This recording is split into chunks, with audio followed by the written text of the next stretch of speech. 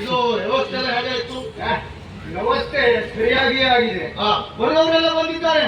ಇನ್ನೆಂತ ಬರ್ತರು ಬಂದು ಎಲ್ಲಿ ಕೂತ್ಕೊಳ್ತಾರೆ. ನಮ್ಮ ಸಭೆ ಹಾಗೆ. ಸಭೆ ಅಂದ್ರೆ ಅದೇ ವ್ಯವಸ್ಥೆ ಮಾಡದೇ ಇರ್ಬಿಟ್ಟು ನಿಮಗೆ ನಮ್ಮ ಜೊತೆ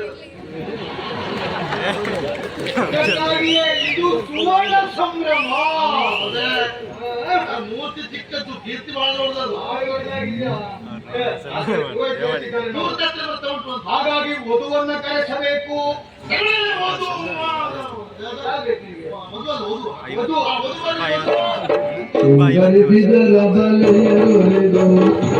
ಮಂಗಲವತಿಯರು ತಾವೊಲಿದು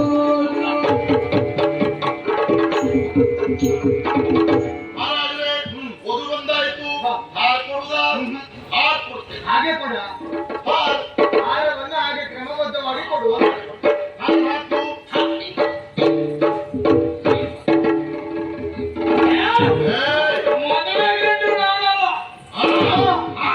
ಅರಮನೆಯಲ್ಲಿ ವಿಶೇಷ ಮದುವೆ. ಹೌದು, ಮದುವೆ ಗಂಡು ನಾನೂ ಅಲ್ಲ. ಮದುವೆ ಗಂಡು ಅಂಗವಿಕಾರಿನ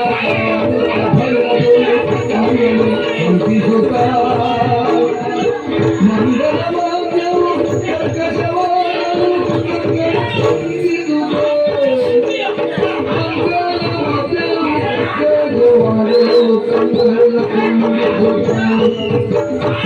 ಮುಡಿಯುವ ಮೊದಲು ನೋವಿದು ಬಾರಿಯೋ ಮಿಡುಕುವ ಸ್ವಾರ್ಥದಲ್ಲಿ ಹುಡುಗಿಯ ಕೈಬಡಿ ಕಟ್ಟಿಸಾಗ ಹುಡುಗಿಯ ಕೈಬಡಿ ಕಟ್ಟಿಸು ಗೌರವದಲ್ಲಿ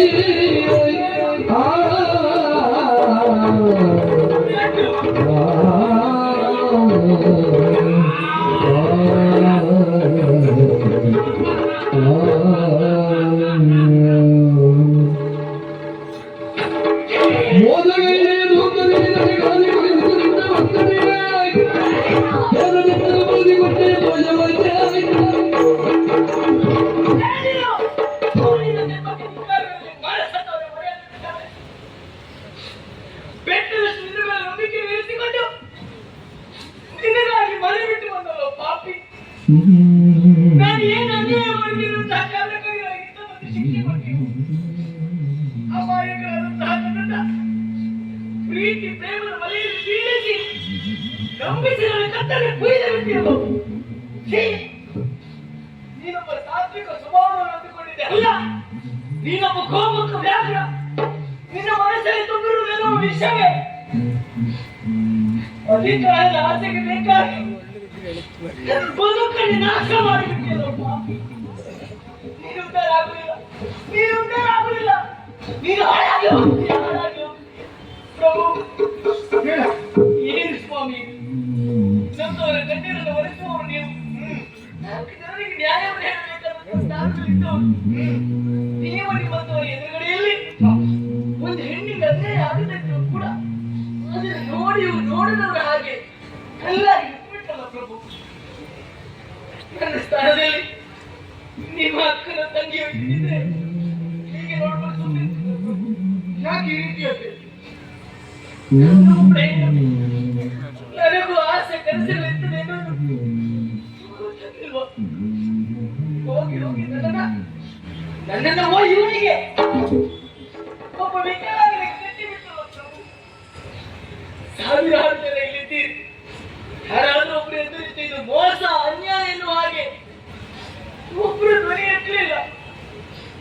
ನೀವೆಲ್ಲವರು ಒಂದಾಗಿ ನನ್ನ ಬದುಕನ್ನು ಹಾಳು ಮಾಡಿಬಿಟ್ಟು ಮೋಸ ಹೋದೆ, ನನಗೆ ಅನ್ಯಾಯ ಆಯ್ತು. ಅಯ್ಯೋ ದೇವರೇ, ಈ ರೀತಿಯ ನುಡಿಗಳನ್ನು ಮದುವೆ ಆದಂತಹ ಮರುಗಳಿಗೆಯಲ್ಲಿ ಮೋಸವಾಯಿತು ಮೋಸವಾಯಿತು ಎಂದು ಹೇಳ್ತಾ ಇದ್ದೀಯ. ಯಾವುದಮ್ಮ ಮೋಸ, ಯಾವುದು ಮೋಸ? ನೋಡು, ಸೇರಿರುವಂತಹ ಸಾವಿರಾರು ಮಂದಿಗಳು ನಿಮ್ಮ ಪ್ರಶ್ನೆಗಳನ್ನು ತೋಡಿಕೊಳ್ತಾ ಇದ್ದಾರೆ. ಆದರೆ ಉತ್ತರಿಸುವಂತಹ ಸ್ಥಾನದಲ್ಲಿ ಯಾರು ಇಲ್ಲವ. ಉತ್ತರಿಸುವುದಕ್ಕೆ ಸರ್ವ ಸಮರ್ಥನಾದವ ನಾಡಿನ ಮಹಾರಾಜನಾಗಿ ನಾನು. ಸರಿ, ನಿನ್ನ ಸಂದಿಗ್ಧತೆ ಏನು ಹೇಳುವುದನ್ನ ಅರ್ಥೈಸಿಕೊಳ್ಳುವಂತಹ ಪ್ರಯತ್ನ ನನ್ನದು. ಹೇಳಿದಿಲ್ಲ, ನನ್ನನ್ನು ಒಬ್ಬ ವಿಕಲಾಂಗನಿಗೆ ಕೊಟ್ಟು ಮದುವೆ ಮಾಡಿದಿರಿ.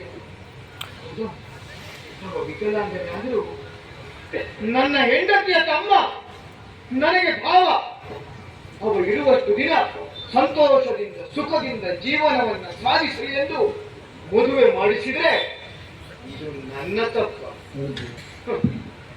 ಮದುವೆ ಆದ ಮರುಗಳಿಗೆಯಲ್ಲಿ ನೀನು ಈ ರೀತಿಯಾಗಿ ಸಿಟ್ಟನ್ನು ಹೊರ ಹಾಕ್ತಾ ಇದ್ದೀನಿ. ತಪ್ಪಿತಸ್ಥನ ಜಾಗದಲ್ಲಿ ನನ್ನನ್ನು ನಿಲ್ಲಿಸ್ತಾ ಇದ್ದೀನಿ.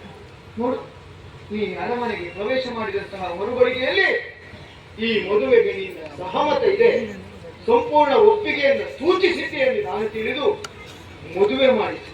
ಇದು ನನ್ನ ತಪ್ಪು. ಈಗ ನಿನ್ನ ಜೀವನವೇ ಸರ್ವನಾಶ ಆಯ್ತು ಅಂತ ಹೇಳ್ತಾ ಇದ್ದೆ. ಜೀವನ ಇಲ್ಲಿಗೆ ಮುಗೀತು ಅಂತ ತಿಳಿಯಬೇಡ. ಮನುಷ್ಯನ ಜೀವನ ಸುದೀರ್ಘವಾಗಿರುವಂತಹ ಪ್ರಯಾಣ. ಈ ಪ್ರಯಾಣದಲ್ಲಿ ಕಷ್ಟ ಸುಖ ನಮ್ಮ ಸಂಗಾತಿಗಳು. ಕೆಲವೊಂದು ಜೀವನ ನಮ್ಮನ್ನ ಮುರಿದು ಬಿಟ್ಟು, ಆದರೆ ಆ ಕ್ಷಣವನ್ನು ನಮ್ಮ ಹೊಸ ಗುರಿಯೆಂದು ತಿಳಿಯಬೇಕು. ನವ ಮಾರ್ಗವೆಂದು ಸಾಗಬೇಕು. ವಿಶೇಷವಾಗಿರುವಂತಹ ಅನುಭವವೆಂದು ಸ್ವೀಕರಿಸಬೇಕು. ಇಂತಹ ಅನುಭವಗಳನ್ನು ಸ್ವೀಕರಿಸುತ್ತಾ ನಮ್ಮ ವ್ಯಕ್ತಿತ್ವ ಅನ್ನುವಂಥದ್ದು ಶಿಖರದೋಪಾದಿಯನ್ನು ಬೆಳೆದುಕೊಳ್ಳಬೇಕು. ನೋಡು, ಕಬ್ಬಿಣವನ್ನ ಹಾಳು ಮಾಡುವುದಕ್ಕೆ ಯಾವುದರಿಂದಲೂ ಸಾಧ್ಯವಿಲ್ಲ. ಕಬ್ಬಿಣದ ಒಳಗಿರುವಂತಹ ತುಕ್ಕು ಕಬ್ಬಿಣವನ್ನ ಹಾಳು ಮಾಡ್ತದೆ. ಮನುಷ್ಯನು ಒಬ್ಬ ಮನುಷ್ಯನನ್ನ ಹಾಳು ಮಾಡುವುದಕ್ಕೆ ಇನ್ನೊಬ್ಬ ಮನುಷ್ಯನಿಂದ ಸಾಧ್ಯವಿಲ್ಲ. ಆ ಮನುಷ್ಯನ ಒಳಗಿರುವಂತಹ ಕೆಟ್ಟ ಮನಸ್ಥಿತಿ ಅವನನ್ನ ಹಾಳು ಮಾಡುವುದ. ನೋಡು, ನೀನು ಹಾಳಾಗಬಾರ್ದು. ಕೆಟ್ಟ ಮನಸ್ಥಿತಿಯನ್ನು ನೀನು ತಡೆಯಬಾರದು. ನೋಡು, ನನ್ನ ಭಾವನನ್ನು ಧರಿಸಿಕೊಂಡು ಈ ಅರಮನೆಯಲ್ಲಿ ವಿಶೇಷವಾಗಿರುವಂತಹ ಸ್ಥಾನವನ್ನು ಆತ ಪಡೆದಿದ್ದ, ಆತನ ಹೊಡೆದು. ಹಾಗಾಗಿ ಈ ಅರಮನೆಯಲ್ಲಿ ನಿನಗೂ ವಿಶೇಷವಾಗಿರುವಂತಹ ಸ್ಥಾನವನ್ನು ನಾನು ಕೊಡ್ತೇನೆ. ಹೆಚ್ಚೇಕೆ ಈ ಅರಮನೆಯನ್ನು ನಿನಗೆ ಬೇಕಾದ ಸರ್ವತಂತ್ರ ಸ್ವತಂತ್ರ ಬದುಕುವಂತಹ ಸಕಲ ಸ್ವಾತಂತ್ರ್ಯವನ್ನು ಅನುಭವಿಸಿದ್ದೇನೆ. ಅಂದ್ರೆ ನನ್ನ ಭಾವನೆಯನ್ನು ಚೆನ್ನಾಗಿ ನೋಡಿ, ಚೆನ್ನಾಗಿ ರಂಗದಾಟವೋ ದೇವಹಿರೆಯು ಸಂಗಭಂಗದ ಭಾವಬೇರಿಯು ಗಿರಿಗೂಟದಲ್ಲಿ ನರನಾಡಿಗಳು ಚದುರಂಗದಲ್ಲಿ ಕೊನೆಯೋ ಗಿರಿಮೂಟದಲ್ಲಿ ಮಲವಾಡಿಗಳು ಚದುರಂಗದಲ್ಲಿ ಕೊನೆಯೋ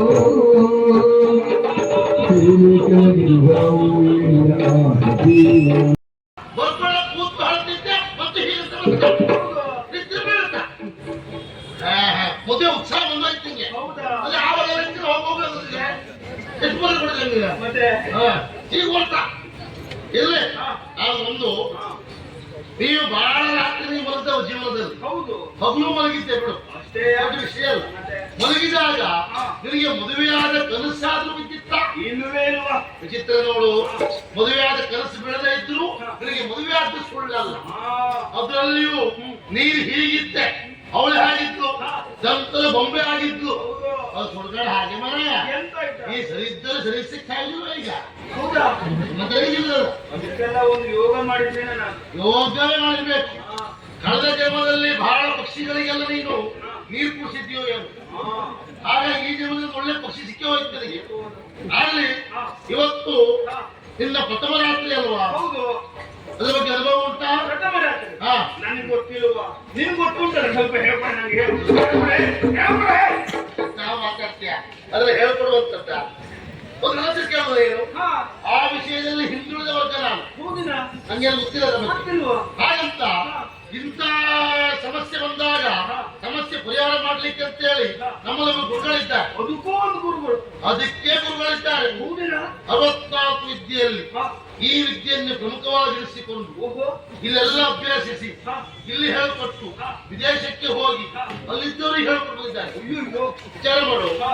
ವಿದೇಶದವರೇ ಈ ವಿಷಯದಲ್ಲಿ ಚುರುಕ, ಹೌದಂತೆ ಅವರಿಗೆ ಹೇಳ್ಕೊಟ್ಟು ಬಂದು ಇವಂತ ಬಿಗು. ಮತ್ತೆ 18 ಪ್ರಶಸ್ತಿ, 28 ಒಳ್ಳೆ ಸನ್ಮಾನ. ಅದೆಂತ ಒರೆ ಅದ ಒಳ್ಳೆ ಅಂದ್ರೆ ಒಂದು ಸನ್ಮಾನ ಹಣ ಇರಲಿಲ್ಲ, ಹಣ ಇದ್ದು ಮಾತ್ರ ಕೇಳುದು. ಓಹೋ ಇದ್ರ ಹಾಗೆ ಅಂತ ಪರಮ ಪೂಜೆ ಆಗುತ್ತುಂಟ ಯಾರವರು ಶ್ರೀಮಾನ್ ಶ್ರೀ ಇವರೇ.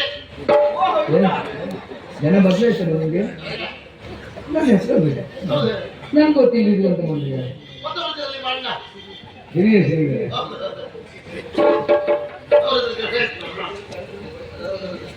ಇಲ್ಲೇ ಅವ್ರು ಹೇಳ್ಕೊಟ್ಟದ್ದನ್ನ ಸ್ವಲ್ಪ ಹೇಳ್ಕೊಳ್ಳ. ಮೊದಲ ರಾತ್ರಿ ಎಷ್ಟು ಸುಂದರ